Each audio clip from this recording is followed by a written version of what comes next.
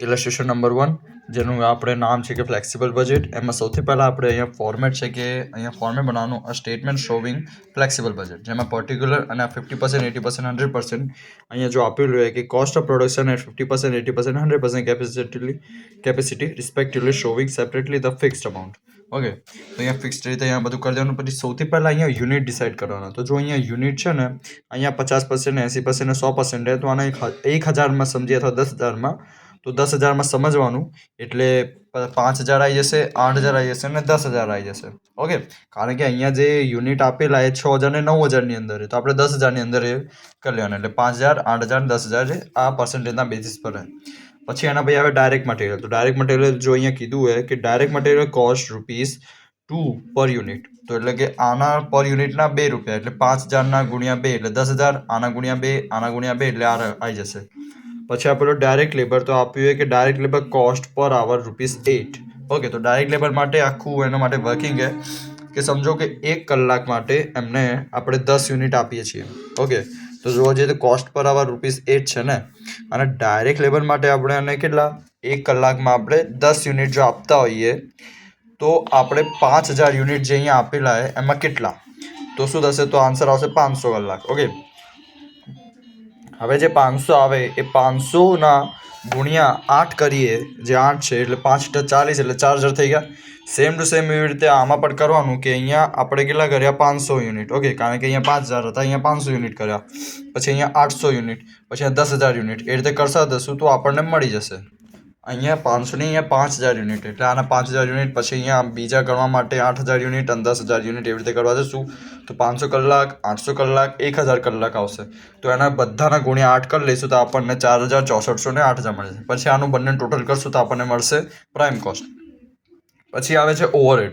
હવે ઓવરહેડ કેવી રીતે ડિસાઇડ થાય, તો જો અહીંયા ઓવરહેડ માટે કે 3 આપણા જોડે ઓપ્શન છે. જો અહીંયા પણ આપ્યા હશે કે આપણા જોડે ફિક્સ વાળું વેરિયેબલ છે, સેમી વેરિયેબલ અને વેરિયેબલ છે. તો ફિક્સ કોસ્ટ કેવી રીતે, તો સેલરી જોવા જઈએ તો આખી રીતે ફિક્સ હોય અને કોઈ પણ રીતે કોઈ પણ માણસ ચેન્જ ના કરી શકે. સેમી વેરિયેબલ એટલે કે ઉપર નીચે થતું હોય અને સેમી વેરિયેબલ કહેવાય.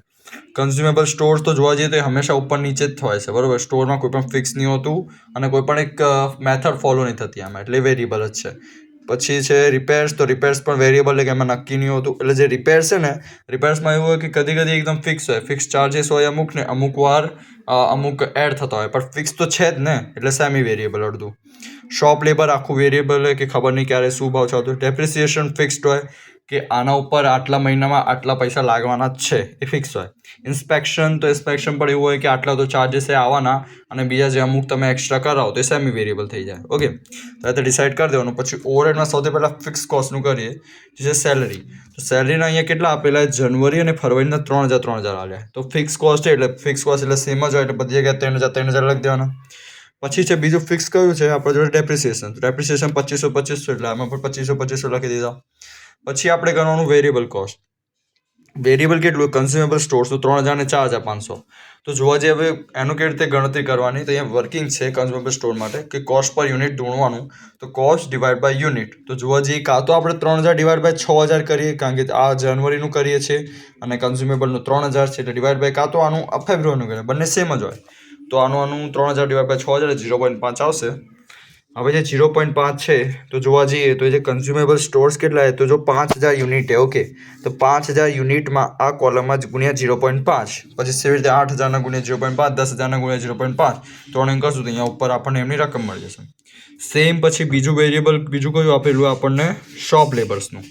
તો શોપ લેબર્સમાં પણ સેમ, એમાં કોસ્ટ યુનિટ સેમ મેથડ કરવા જઈશું તો 0.25 આવશે. એટલે 5,000 ગુણ્યા 0.25, 8,000ના 10,000 રીતે કરશું તો આ રકમ પણ આપણને મળી જશે. ઓકે, પછી છે સેમી વેરિયેબલ. હવે સેમી વેરિયેબલ કેવી રીતે ગણવાનું, એની થોડી મોટી મેથડ હોય. તો એમાં પાવર છે, જેમાં પાવરમાં અહીંયા 2 હોય કે સેમી વેરિયેબલમાં થોડું ફિક્સ હોય અને થોડું વેરિયેબલ કોસ્ટ હોય. એક પાવરમાં એક ફિક્સ કોસ્ટ અને વેરિયેબલ કોસ્ટ છે. તો જોવા જઈએ તો એમાં સ્ટેપ 1 સૌથી પહેલા કે changing cost divide by changing unit. તો 3,900 જે પાવરનું છે એના મોટી રકમ માઇનસ નાની રકમ 3,000 કરશું તો આવી જશે.